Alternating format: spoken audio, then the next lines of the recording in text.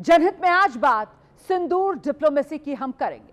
Operation सिंदूर आपने देखा, पाकिस्तान का क्या बुरा अंजाम हुआ वो भी आपने देखा, लेकिन अब सिंदूर डिप्लोमेसी दिखाएंगे आपको, जिसके जरिए भारत ने बीते 24 घंटों में पाकिस्तान के अदृश्य छिपे हुए हमदर्दों का घमंड और भ्रम दोनों चूर चूर कर दिया है। इसमें प्रधानमंत्री और रक्षा मंत्री से लेकर देश की सेना तक का मैसेज लाउड एंड क्लियर है कि भारत ने पहले भी अपने फैसले खुद लिए थे, आगे भी भारत अपने फैसले खुद लेगा।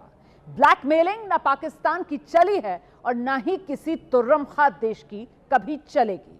भारत किसी डील में ना पहले पड़ा था और ना ही आगे पड़ेगा। भारत जो करेगा अपने दम पर करेगा और दुनिया की कोई सुपर पावर रोड़े अटकाकर भारत को महाशक्ति बनने से रोक नहीं सकती है। इसे सिंदूर डिप्लोमेसी इसलिए कह सकते हैं आप, क्योंकि 10 मई के बाद सिंदूर सिर्फ एक ऑपरेशन नहीं रहा, बल्कि दुनिया के किसी भी दबाव में भारत के न झुकने का एक प्रतीक बन के उभरा है। 5 तस्वीरें मैं आपको दिखाऊंगी, इनके जरिए इस खबर को आगे बढ़ाएंगे। वैसे तो 5 तस्वीरों का ऑपरेशन सिंदूर से वास्ता सीधा नहीं है। प्रधानमंत्री आज बेंगलुरु में थे, जहां उन्होंने 3 वंदे भारत ट्रेन को हरी झंडी दिखाई। रक्षा मंत्री राजनाथ सिंह भोपाल एक रेल कोच फैक्ट्री का भूमि पूजन कर रहे थे। सीडीएस जनरल अनिल चौहान हैदराबाद में सीडीएम के अफसरों के बीच थे और army chief general Upendra Dwivedi कल आईआईटी मद्रास के एक सेमिनार में शिरकत कर रहे थे। वहीं एयर चीफ एपी सिंह भी कल बेंगलुरु में एक कार्यक्रम में शामिल थे। लेकिन 5 अलग अलग मौकों पर इन 5 लोगों ने ऑपरेशन सिंदूर का जिक्र करके जो कुछ कहा है उसमें एक ग्लोबल मैसेज है। और मैसेज क्या है ये आपको बताते हैं। भारत किसी सुपर पावर के ब्लैकमेल के आगे नहीं झुकेगा। भारत अपने हितों की रक्षा से जुड़े सभी फैसले खुद लेगा। भारत टैरिफ वाली दादागिरी का जवाब अपनी आत्मनिर्भरता से देगा। भारत को आर्थिक महाशक्ति बनने से कोई रोक नहीं सकता है। तो ये संदेश साफ है। प्रधानमंत्री मोदी ने ऑपरेशन सिंदूर के जरिए भारत की क्षमताओं का जिक्र किया है। इसी भाषण को विकसित भारत की तरफ भी मोड़ते हुए आंकड़ों के साथ साथ लंबी बात कही और फिर इसी कड़ी में कह दिया कि भारत जल्द दुनिया की तीसरी बड़ी इकोनॉमी बनने जा रहा है। इसे कोई रोक नहीं सकता है। आज भारत दुनिया की फास्टेस्ट ग्रोइंग मेजर इकोनॉमी है। पिछले 11 इयर्स में हमारी इकोनॉमी 10वें नंबर से टॉप 5 में पहुंच गई। हम बहुत तेजी से टॉप 3 इकोनॉमी बनने की ओर आगे बढ़ रहे हैं। ये स्पीड हमें कैसे मिली है?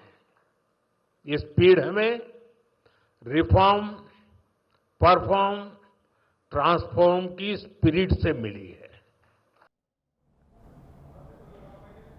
दरअसल ट्रंप ने भारतीय अर्थव्यवस्था को मरी हुई डेड इकोनॉमी कहा था। यह उसी का जवाब था। हालांकि मोदी ने ट्रंप का नाम तो नहीं लिया, लेकिन भोपाल में रक्षा मंत्री राजनाथ सिंह ने अमेरिका और ट्रंप पर मोदी सरकार का स्टैंड थोड़ा और क्लियर कर दिया है।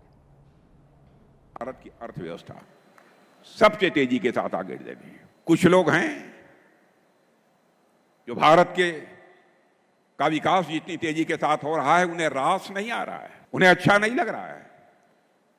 सबके बास तो हम हैं और बहुतों के द्वारा यह कोशिश की जा रही है कुछ ऐसा किया जाए ताकि भारत में भारतवासियों के हाथों से जो चीजें तैयार होती हैं वह दुनिया के देशों में जाएं तो उन देशों में बनने वाली चीजों से वह महंगी हो जाएं। लेकिन बहनों भाइयों, भारत जितनी तेजी के साथ आगे बढ़ रहा है, मैं पूरे विश्वास के साथ कहता हूं कि भारत को अब दुनिया की कोई ताकत विश्व की एक बड़ी शक्ति बनने से रोक नहीं सकती है। वहीं सीडीएस जनरल अनिल चौहान ने हैदराबाद में ऑपरेशन सिंदूर का जिक्र किया। उन्होंने कहा, ऑपरेशन सिंदूर तीनों सेनाओं के बेहतर तालमेल का एक प्रमाण है। युद्ध के आधुनिक दौर में सेना तकनीकी क्षमता को बढ़ा रही है। सैन्य क्षमता बढ़ाने के साथ साथ आत्मनिर्भरता पर सेना का पूरा जोर है।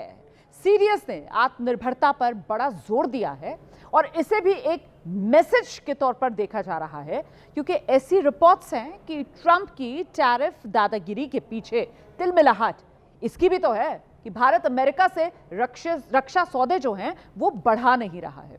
ऑपरेशन सिंदूर पर ट्रंप 30 बार दावा कर चुके हैं कि भारत और पाकिस्तान में सीज फायर ट्रंप ने कराया। भारत इसे झुठला चुका है। सरकार संसद में भी कह चुकी है। ट्रंप के दावों की टाइमिंग टैरिफ वाली ब्लैकमेलिंग से जोड़कर देखी जा रही है। और ऐसे में सेना प्रमुख जनरल द्विवेदी का बयान आपको दिखाते हैं। उनकी तरफ से कहा गया, तीनों सेनाओं के प्रमुख स्पष्ट थे कि कुछ तो करना ही होगा। सरकार ने तीनों सेनाओं को कार्रवाई की पूरी छूट दे दी थी और ऐसा आत्मविश्वास और राजनीतिक स्पष्टता जो है वो पहली बार देखी गई है। तो ये कहा गया है जनरल की तरफ से। सेना प्रमुख ने उन सियासी आरोपों को एक बार फिर से सिरे से खारिज किया है कि ऑपरेशन सिंदूर किसी दबाव में रोका गया। साफ संदेश दिया गया है कि ऑपरेशन सीधे सीधे सरकार का फैसला था। रोका तब जब पाकिस्तान भारत के सामने गिड़गिड़ाया। पाकिस्तान के फायदे में रहने वाली सियासी नैरेटिव का जवाब उन्होंने बिल्कुल अलग अंदाज में दिया है। Narrative management system is something which we realize in a big way because victory is in mind. It's always in mind. If you ask to a Pakistani whether you lost or won, you say, my chief has become field marshal, we must have won only, that's why he's become field marshal. So what I'm saying that this is how you can influence the population. अमेरिकी राष्ट्रपति Donald Trump ने 5 विमानों के गिरने की बात कहकर भी भारत को असहज करने की कोशिश की थी, आपको याद होगा, ताकि भारत उन कारोबारी शर्तों को मान ले जो ढकी छिपी हुई है। लेकिन कल वायुसेना प्रमुख ने इसका भी जवाब पाकिस्तान के 6 विमानों के नुकसान का पूरा चिट्ठा खोलकर देश के सामने रख दिया। And Jacobabad, the F-16 hangar, none of their aircraft could come anywhere near the boundaries of Akash and even MRSAM. Mostly from, I'm talking about fighter aircraft are from S-400. We have at least 5 fighters confirmed kills and 1 large aircraft, which could be either an Elint aircraft or an AWNC aircraft, which was taken on at a distance of about 300 kilometers. This is the actually largest ever recorded surface-to-air kill that we can talk about. And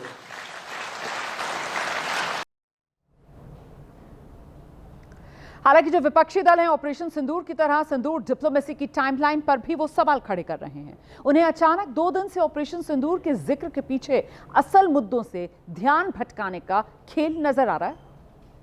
मुझे नहीं समझ में आया कि आज air chief marshal साहब क्यों बोल रहे हैं। इसकी क्या आवश्यकता है? क्या ये चुनाव आयोग के ऊपर लगे हुए उन तमाम आरोपों को दबाने के लिए उस नैरेटिव को चेंज करना है? अगर ये है तो बहुत दुखद है, मुझे नहीं पता, लेकिन आज कोई जरूरत नहीं है। उनको एयर चीफ मार्शल के बयान पे भरोसा नहीं होगा, उनको चीफ ऑफ आर्मी स्टाफ के बयान पे भरोसा नहीं होगा, उनको विदेश सचिव पे नहीं भरोसा होगा, विदेश मंत्री पे भरोसा नहीं होगा, उनको पाकिस्तान पे भरोसा होगा। तो उनको करने दीजिए पाकिस्तान पे भरोसा। देश अपने देश पे भरोसा करता है, कांग्रेस पार्टी पाकिस्तान पे भरोसा करती है, तो उसके लिए हम क्या करें? हम कुछ नहीं कर सकते हैं। आपको ये बात समझनी होगी कि जो टैरिफ है वो दरअसल डोनाल्ड ट्रंप का सिर्फ एक प्रेशर गेम है। इसकी पोल खुद अमेरिका में खोली जा रही है, एक रिपोर्ट दिखाएंगे। लेकिन उससे पहले ट्रंप का दूसरा प्रेशर गेम आप देखिए, जो पाकिस्तान पर हद से ज्यादा प्यार जताकर भारत पर दबाव बनाने का खेल है। पाकिस्तान के आर्मी चीफ हैं आसिम मुनीर। उनके लिए अमेरिका ने 2 महीने में दूसरी बार रेड कार्पेट बिछाया है। ऑपरेशन सिंदूर में पाकिस्तान को मिट्टी में मिलते हुए दुनिया ने देखा। इसके बावजूद फील्ड मार्शल आसिम मुनीर की अकड़ ढीली नहीं हो रही है। मुनीर की हिम्मत देखिए आप, इस बार उसने अमेरिका दौरे में ही भारत को फिर से एटमी धमकी दी है। और क्या कह रहे हैं फील्ड मार्शल मुनीर? हम भारत के बांध बनाने का इनकार करेंगे, वो ऐसा करेगा तो 10 मिसाइल से उड़ा देंगे। सिंधु नदी भारतीयों की पारिवारिक संपत्ति नहीं है, हमारे पास मिसाइल्स की कोई कमी नहीं है। हम परमाणु राष्ट्र हैं। लगा कि हम नीचे जा रहे हैं तो अपने साथ आधी दुनिया को नीचे ले जाएंगे। और यहां सवाल है कि आसिम मुनीर को अमेरिका में बैठकर भारत को एटमी धमकी देने की ये हिम्मत सोचिए आप जरा कहां से आई? ये शय कौन दे रहा है? क्या इस एटमी धमकी के पीछे भी डोनाल्ड ट्रंप का ही खेल है? यह अपने आप में सवाल बड़ा है।